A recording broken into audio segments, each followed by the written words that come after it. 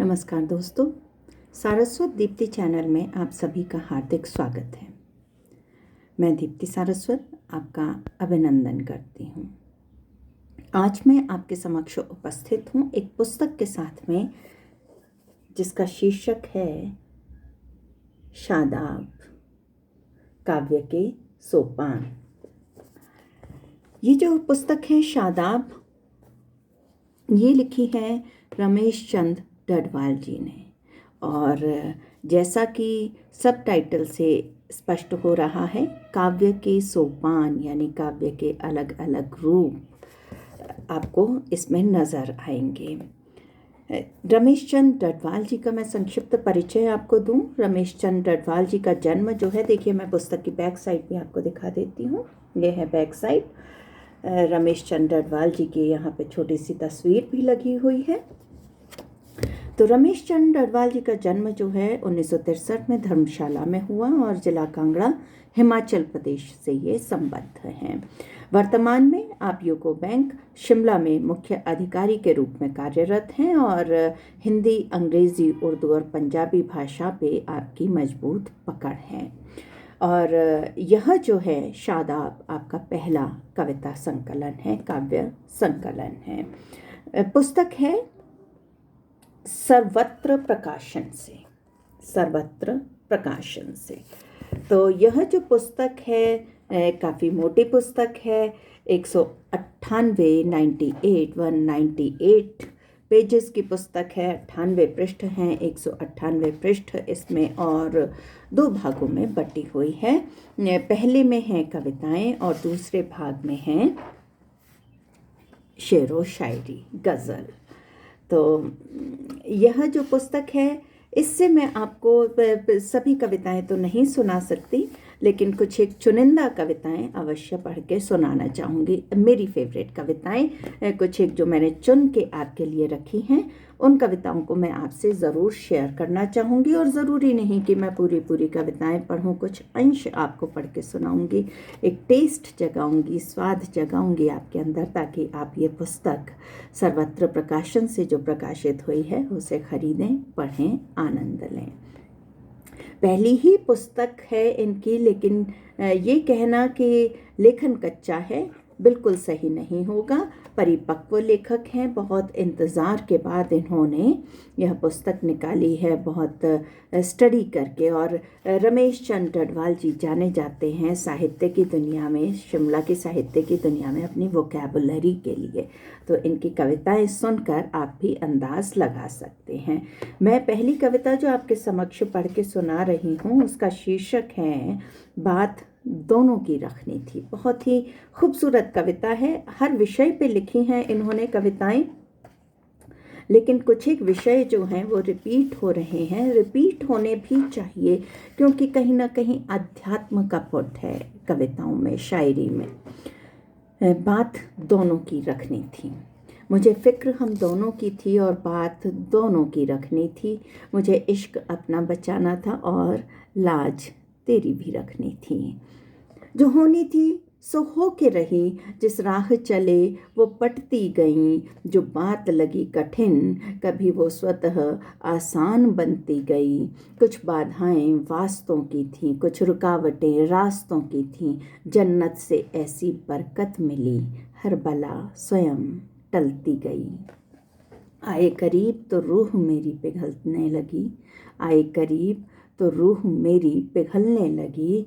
तो पिघलती गई, अपनी हैसियत से ज़्यादा मोहब्बत मिली तो मिलती गई। कभी 2 कदम, कभी 4 कदम, यूं ही दुनिया सिमटती गई। मखमली सेज पर सिलवटें जब पड़ने लगीं तो पड़ती गईं। खुदा का यह फरमान था तो पालना उसकी करनी थी। नाफरमानी से मुझे बचना था, तेरी हाजिरी भी भरनी थी। मुझे फ़िक्र हम दोनों की थी और बात दोनों की रखनी थी। मुझे इश्क अपना बचाना था और लाज तेरी भी रखनी थी। मैं कविता का अंश भर पढ़ रही हूँ। इस कविता का लंबी कविता है, आप स्वयं खरीदें, स्वयं पढ़ें, आनंद लें। अगली जो कविता मैं आपके समक्ष प्रस्तुत कर रही हूँ। मैं कविताएं पहले पढ़ रही हूँ। इस संकलन से 51 कविताएं हैं इसमें, क्योंकि कविता जो है मेरी फील्ड है, मेरा क्षेत्र है। शेर व शायरी में मैं थोड़ी कच्ची हूँ, थोड़ा उच्चारण में भी मुझे इतना आत्मविश्वास नहीं है कि उर्दू के शब्दों का उच्चारण सही होगा, तो पहले मैं आपके समक्ष कविताएं प्रस्तुत कर रही हूँ। अगली जो कविता मैं आपको सुनाती हूँ वो है गहरी दर्द उधर थी।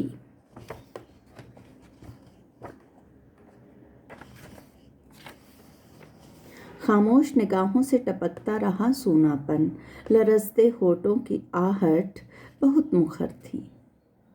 खामोश निगाहों से टपकता रहा सूनापन, लरजते होठों की आहट बहुत मुखर थी। अपने दर्द का हम खुलासा न कर सके, हमारी चोट से ज़्यादा गहरी दर्द उधर थी। खुले किवाड़ पे उड़ते पर्दे की फड़फड़ाहट दिल के धड़कने की आवाज़ जैसी लगी। उनका इरादा हमसे गुफ्तगू का था मगर, उनका इरादा हमसे गुफ्तगू का था मगर, किन्हीं कदमों की आहट सयाद जैसी लगी। नाचारी जाहिर हम कर न सके इधर, किसी बुझती लौ सी छटपटाहट उधर थी। बिंब देखिए, लाचारी जाहिर हम कर न सके इधर, किसी बुझती लौ सी छटपटाहट उधर थी। अपने दर्द का हम खुलासा न कर सके, हमारी चोट से ज़्यादा गहरी दर्द उधर थी। वो खिड़की की चौखट पे बुझा दिया, संदेश आखिरी था मगर देरी से मिला। वो शहर छोड़ने को थे, वक्त कम था, उनका इशारा हमें उस पहेली से मिला। एक गज़ल उनकी नज़र करेंगे सोचते रहे, एक गज़ल उनकी नज़र करेंगे ये सोचते रहे। उनकी किताबे गज़ल हमारी नज़र थी, अपने दर्द का हम खुलासा न कर सके, हमारी चोट से ज़्यादा गहरी दर्द उधर थी। सुना है आज भी खिड़की की चौखट पर रोज़ एक जला एक बुझा दिया रखते हैं। सुना है आज भी खिड़की की चौखट पर रोज़ एक जला एक बुझा दिया रखते हैं। खुले किवाड़ पर वैसे ही फड़फड़ाता है पर्दा, आज भी हर बात पहेली में किया करते हैं। लिखते हैं आज भी गज़ल लहू से सनी हुई, लिखते हैं आज भी गज़ल लहू से सनी हुई।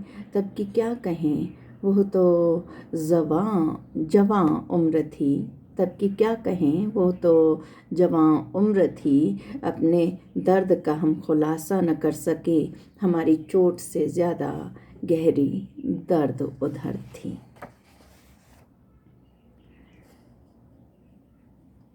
एक और खूबसूरत सी कविता, लिखता चला गया।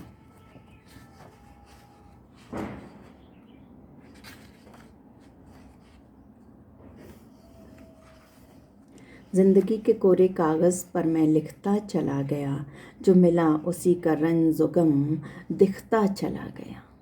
देखिए कितनी खूबसूरत पंक्तियाँ हैं। ज़िंदगी के कोरे कागज़ पर मैं लिखता चला गया, जो मिला उसी का रंज व गम दिखता चला गया। ज़िंदगी सदा खुशगवार नहीं, मिलते हैं ज़ख्म भी, हर ज़ख्म वक्त के साथ मगर भरता चला गया। यह जीवन तो अनमोल है, कीमत दे सकेगा कौन, मगर इंसान कौड़ियों के भाव बिकता चला गया। बड़े बड़े उपदेश यहाँ पर देते एक दूजे को लोग, कोई किसी की माना नहीं बस सुनता चला गया। कोई लफ्ज़ खिलते फूल जैसा, सुना तो खिल उठे। कोई लफ्ज़ खिलते फूल जैसा, सुना तो खिल उठे। तल्ख हुआ तो खून जिगर बस रिश्ता चला गया। किसी की राह में जब बिखरा हूँ फूल बनकर, किसी की राह में जब बिखरा हूँ फूल बनकर, रोज़ बरोज़ मैं नए रंग में खिलता चला गया। आप आज़मा के तो देखिए, तजुर्बे से कह रहा हूँ, आप आज़मा के तो देखिए, तजुर्बे से कह रहा हूँ, है बोया जो ज़िंदगी में वही मिलता चला गया। वक्त ने इस कदर सिखाए हैं सबक कि आखिर बदलते ज़माने के साथ मैं भी बदलता चला गया। जो कुछ मुझको हुआ तजुर्बा गुज़रे हुए सालों में, मैं अपनी गज़ल में वो सब लिखता चला गया। बहुत सारी खूबसूरत कविताएं हैं, मुझे चुनिंदा में से भी और चुनिंदा उठा के पढ़नी होंगी। मैं एक और पढ़ती हूँ, बहुत खूबसूरत सी कविता है, पंछी रियाज करते हैं। यह सुबह का वक्त भी लाजवाब है, सब जीवन का पुनरागाज करते हैं। मुस्कुराहट के साथ आँख खुलती है जब पंछी मुंडेर पर रियाज करते हैं। बदलते मौसम में यौवन जागता है तो नए घोंसले तैयार होने लगते हैं। आंगन में फिर गूंजती है किलकारी, वंशज अंडे से बाहर आने लगते हैं। पंख निकलते ही अज्ञात की ओर घोंसला छोड़कर परवाज भरते हैं। कलरव भर देता है रूह को ताजगी से जब पंछी मुंडेर पर रियाज करते हैं।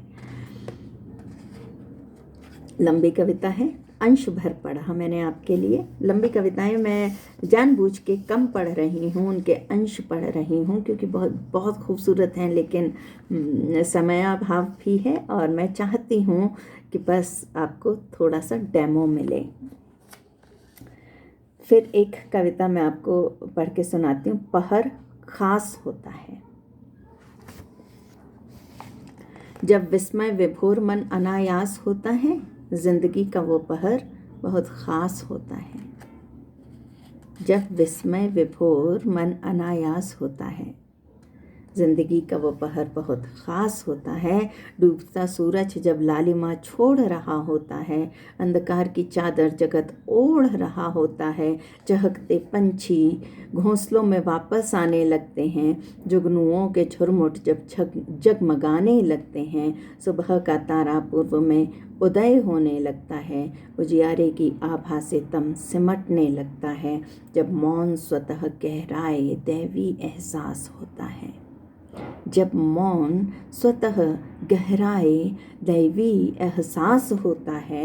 शून्य हृदय में उतर आए वो पहर खास होता है। लंबी कविता है, अंश पढ़ा मैंने आपके लिए। फिर है बहुत ही खूबसूरत कविता, सुबह की नींद। और ये इस सेक्शन की अंतिम कविता है, सुबह की नींद।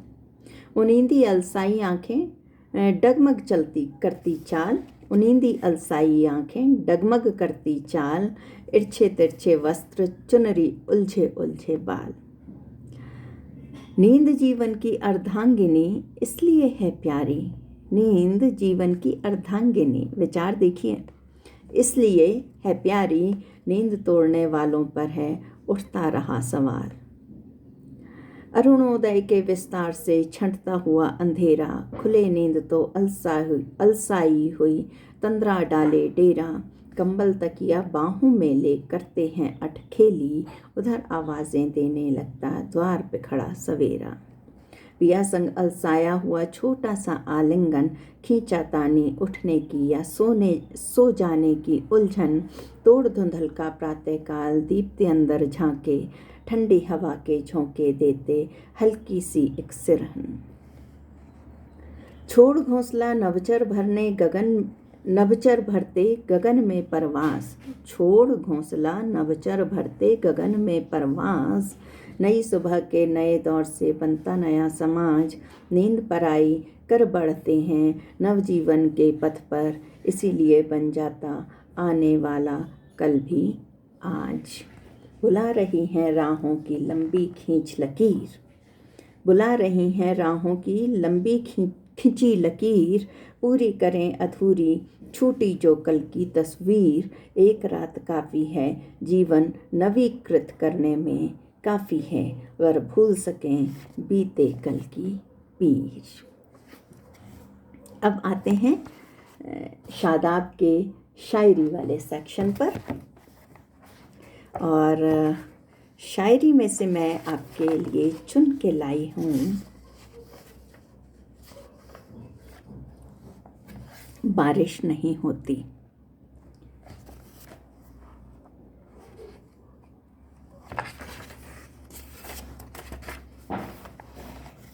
जुदा होने की तुम्हें कभी क्या खलिश नहीं होती, तुम्हारे शहर के मौसम में क्या बारिश नहीं होती। जुदा होने की तुम्हें कभी क्या खलिश नहीं होती, तुम्हारे शहर के मौसम में क्या बारिश नहीं होती। संग दिली बेवफाई बेरुखी तो तेरी फितरत न थी, ऐसा क्या कि मिलने की कोई ख्वाहिश नहीं होती। याद तो नहीं शायद अनजाने में हुई हो खता कोई, पर देखिए इस कदर भी अच्छी रंजिश नहीं होती। कीजिए याद के रूठे तो किस कदर मनाया हमने, कीजिए याद के रूठे तो किस कदर मनाया हमने। जो किया है देखिए उससे बड़ी गुजारिश नहीं होती। मजबूरी हालात का बहाना करते हो अक्सर तुम, हसरत हो मिलने की तो कोई बंदिश नहीं होती। करो तुम भी गैरों सा सलूक जी भर कर हमसे, करो तुम भी गैरों सा सलूक जी भर कर हमसे। गम कोई भी आए सर पे अब खलिश नहीं होती। जग हंसाई से क्या हासिल, अच्छा है कि जब्त रखूं। जख्मों की सरे आम अच्छी नुमाइश नहीं होती। भूल जाने को इस्तेमाल किया वो नुस्खा बता दो, भूल जाने को भूल जाने को इस्तेमाल किया वो नुस्खा बता दो। हम तो हार गए अब मज़ीद कोशिश नहीं होती। मज़ीद और ज़्यादा, ये मेरे जैसे नए पाठकों के लिए है, शेर व शायरी के नए पाठकों के लिए। नीचे बाकायदा फुटनोट्स दिए हुए हैं, मीनिंग दिए हुए हैं। इसमें बहुत बहुत सारे हर शायरी शेर व शायरी के नीचे मीनिंग्स आपको मिल जाएंगे, हर कठिन शब्द के मीनिंग। अब मैं आपको पढ़ के सुनाती हूँ जिंदगी का सफ़र। आसान आसान शब्दों वाली मैंने शेर व शायरी चुनी है ताकि सबको समझ में आए, विद्यार्थियों को भी समझ में आए। मुट्ठी से रेत की तरह फिसलता जा रहा हूँ, मैं अपने ही हाथ से निकलता जा रहा हूँ। देखिए थॉट, देखिए मुट्ठी से रेत की तरह फिसलता जा रहा हूँ, मैं अपने ही हाथ से निकलता जा रहा हूँ। रोज़ तय करता हूँ फासले ज़िंदगी मौत के, रोज़ वही काम मसलसल करता जा रहा हूँ। हज़ार ख्वाहिशें हैं, लुभावने मंज़र भी हैं, मगर मैं अपने रास्ते गुज़रता जा रहा हूँ। ये ज़िंदगी किसी पाश में बंधी हुई सी है, इस पाश को तार तार करता जा रहा हूँ। अंधेरे में अपना भी साया साथ नहीं होता, अंधेरे में अपना भी साया साथ नहीं होता, तो कौन है बता दे, कब से ये पूछता जा रहा हूँ। न जाने इस डगर से फिर गुजरना हो न हो, इसलिए सबको सलाम करता जा रहा हूँ। कुछ फरिश्ते हैं मेरी महफिल सजाए हुए, लफ्ज़ इल्हाम उनसे सुनता जा रहा हूँ। ऐ मौत तो रुक, तुझे आने की ज़रूरत नहीं, तेरी ओर मैं खुद ही रोज़ चलता जा रहा हूँ। आती जाती श्वास में भी छुपा है राज कोई, आती जाती श्वास में भी छुपा है राज कोई। हर श्वास पर तीखी नज़र रखता जा रहा हूँ। मिले जो सफ़र ज़िंदगी में उन्हें तस्लीम, मिले जो सफ़र ज़िंदगी में उन्हें तस्लीम, जो नहीं मिले उन्हें आदाब करता जा रहा हूँ।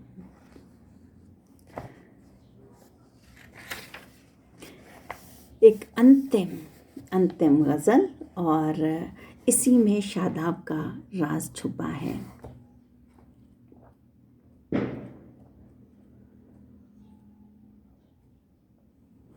सो जाना चाहे, एक नया किरदार गज़ल में आना चाहे, एक नया किरदार गज़ल में आना चाहे, बिखरा मोती माला में गुंथ जाना चाहे। तेरे लबों पे उतरी जो मुस्कान मधुर सी, लगता है जो मेरे लबों तक आना चाहे। छेड़े दिल के तार तुम्हारी उंगलियों ने, साज में छुपी तरंग मुक्त हो जाना चाहे। उड़ान प्रेम की मन का पंछी भरना चाहे, अपने पंखों की ताकत आजमाना चाहे। नियम पुराने देख बगावत करता दिल, नियम पुराने देख बगावत करता दिल, होकर बंधन मुक्त नया ज़माना चाहे। बीज पड़ा मिट्टी के नीचे मिट न जाए, बीज पड़ा मिट्टी के नीचे मिट न जाए, तोड़ पुराना खोल अंकुर बन जाना चाहे। सफ़र में एक साथी मिल जाए तो अच्छा, लौट के माझी नाव किनारे लाना चाहे। ओस की नन्ही बूंद प्यास मिटा न पाई, बारिश की बूंदों को साथ बुलाना चाहे। जैसे दर्द के रिश्ते से कोई साठगांठ हो, जैसे दर्द के रिश्ते से कोई साठगांठ हो, जिसको देखो वही साथ निभाना चाहे। शादाब शादाब तेरी आगोश में इतना सुकून है, ये किरदार तेरी बाहों में सो जाना चाहे। लोग अपनी पुस्तक को अपना बच्चा कहते हैं, अधिकतर मैंने ये पाया है, कहते पाया और ख़ुद भी इस तरह से महसूस हुआ जैसे मानस पुत्र हों हमारी पुस्तकें जो हैं। लेकिन शादाब के लिए रमेश डडवाल जी कहते हैं कि शादाब जो है काव्य के सोपान, ये इनकी पुस्तक नहीं है, इनका किरदार है। और ये जो विचार है अपने आप में बिल्कुल यूनिक, बिल्कुल अलग, बिल्कुल मौलिक और बहुत ही शानदार विचार है कि किताब किताब नहीं, एक किरदार है। धन्यवाद।